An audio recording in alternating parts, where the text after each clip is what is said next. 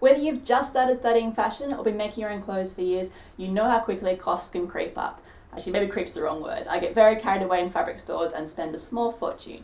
But if you're going to make your own patterns and clothes, you want them to look great, right? So you need good equipment, good fabrics, and good blocks to use to make your patterns. And this video is all about saving you money and time.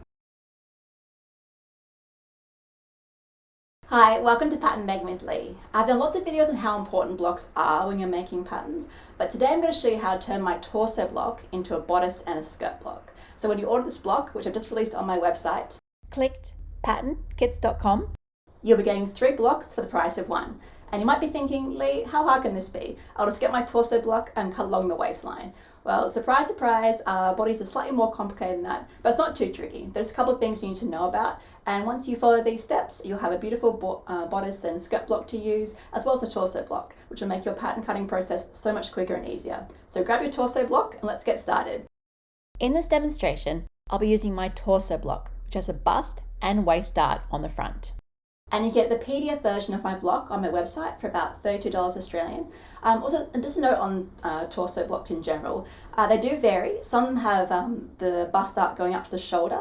I don't really get blocks with shoulder darts. I'm a professional pattern maker. I spent the last 10 years working for high-end designers like Alexander McQueen and Jenny Packham. So I make money by how quickly I can create great patterns. So I want my blocks to be really close to the designs that I'm most likely to make. And the only reason a shoulder dart would be helpful, generally speaking, would be to make a princess seam. And I don't really see many designs with princess seams, to be honest. So that's why I put my dart just slightly below the bust line there. It's a really flattering position to put it in. It captures the bust shaping really well, and it's hidden by the side there. And if you do have a torso block that has a shoulder dart, maybe think about how you're going to use this block. Are you going to do princess seams very often? If not, maybe rotate your shoulder dart down to the bust where mine is. So just like to think about while you're making your bodice block. There's no point having a block with a dart you're never going to use. It's just going to make the whole process a bit longer. Anyway, went off on a tangent, but let's get started with the tutorial. The first step is to grab the front and back patterns and cut along the waistline here. Now you should have 4 separate pieces. The top, back and front will become the bodice block, and the bottom half will become the skirt. Ooh, and make sure you copy the grain line to each piece too. The side of your body is actually longer than the center front and center back, so when we create a torso block, we've got to kind of blend them together and find a middle ground. And here's a little preview of the bodice and skirt block we'll be creating. See how it's scooped out at the center front and back? When we create a torso block, we have to find a middle ground and blend them together, so we end up shortening the side seam a bit and then adding a bit to the center front and back waist. To be honest, it is very subtle, but the point of having a block is that it's got a really great fit and it makes it easy to create beautiful patterns from. So when we make our bodice and skirt pattern, we're going to add this difference back in. For the skirt block, the waist is 1.2 centimeters or half an inch shorter at the center front and back. To create the curve, raise the side seam by 0.4 centimeters, about 1/6 of an inch, and drop the center back and center front waist by 0.8 centimeters, so 1/3 of an inch. Sorry, these imperial translations aren't very good. When you draw the curve, make sure it's perpendicular at the center, and then it should curve up really nicely, a nice smooth line to the side, and it should hit about 2 millimeters below where the current dart legs are. And if you need help drawing a line, you can use your French curve. Quick little tip, it'll make it much easier to draw your line if you close the dart and put the dart point on the corner of a table so you can get the paper really flat.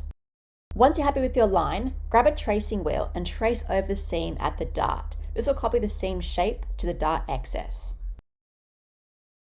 Once you've drawn your new waist seam, you can connect it to the side seam. And if we zoom in here and look at the side seam on my torso block, it's quite sculpted. This is because you want the torso block to fit like a glove, and these lines here are leading up to the bust and under bust area, so they're really important for shaping on a torso block, but you don't need them for the skirt block, so we can just straighten up that area there. When you connect your new waist seam to the side seam, you can straighten out this top bit here. This will make sure the seams meet at 90 degrees too, which is important. Then just add your seam allowances. So that's a skirt block, and we pretty much did the same thing on the front and back skirt patterns, but the bodice is slightly different. Our bust to waist measurement is about 1 centimeter, so 3/8 of an inch shorter on the back than the front. So to create our bodice pattern, we will raise the waist 0.5 centimeters or 3/16 of an inch at the center back, and lower it by 0.5 centimeters at the front. There shouldn't be any changes at the side seam. On the front, you'll notice the dart legs are a bit curved. Just straighten them between the bottom drill hole and the waist seam before you close your dart, and then draw the waist seam. It'll also make it a bit easier. Yes, you may lose a millimeter or two, but you can always add that to the side seam if you want. Same as the skirt, when you draw your curve, close your dart and put the dart point on a table corner and draw a nice smooth line. Then, double check your waist and side seams are meeting at 90-degree angles. If you need to adjust the side seam to make it a 90-degree angle, you can adjust the dart to make up the difference. For example, if you took 0.4 centimeters off the side seam at the back, which would make the waist 0.4 centimeters smaller, you can then reduce the size of the dart, so bring the dart legs in by 0.2 centimeters on each side. This will reduce the dart intake and add 0.4 centimeters back into the waist. Essentially, you're just shifting the waist measurement around, if that makes sense. The important thing in the end is that you've got a beautiful waist seam curve that meets the side seam at a 90-degree angle, and your waist measurement hasn't changed. Then, add your seam allowances. And that's it. Now you have a block to create tops, skirts, and you can also combine the bodice and skirt blocks to create a dress with a waist seam. So lots of blocks to keep you busy. And I will be releasing the guide for my torso block in January sometime. It's my little holiday project to finish that one off. So keep a lookout for that. And subscribe to my channel. I have lots of videos planned for next year, including how to rotate darts, like you've never seen before, how to make darts disappear, and how to turn a torso block or a fitted block into something oversized. So lots of videos coming your way. And if you've got any problems you've been having or ideas for videos, please leave a comment. I do read them. All the videos I just mentioned were viewer requests, so I do listen and do try and include that in my video planning. And if you got a bit of a commute over holidays, rather than scrolling your way home, check out these videos.